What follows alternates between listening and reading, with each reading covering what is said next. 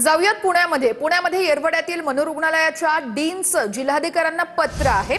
सध्या मनोरुग्णालयामध्ये जवळपास 1200 जणांवरती उपचार केले जात आहेत। मनोरुग्णांना वेळेत आहार मिळणं गरजेचं असल्याचं डीन यांनी आपल्या पत्रात म्हटलंय। 12 ते 14 गॅस सिलेंडरचा पुरवठा आवश्यक असल्याचंही पत्रात नमूद करण्यात आलंय।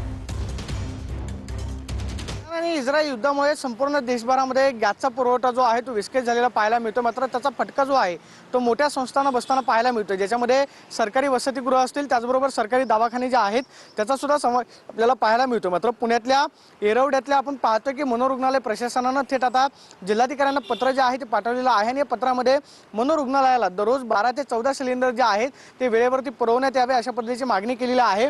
येरवडा मनोरुग्णालयामध्ये जवळपास 1000 ते 1200 रुग्ण जे आहेत ते उपचार घेतात। मात्र या मनोरुग्णांना वेळेमध्ये आहार मिळणं जे आहे ते आवश्यक आहे।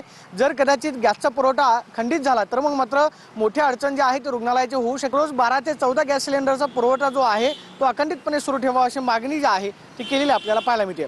Camera person Rohit Soni, Pradeep Kapse, TV9 Marathi.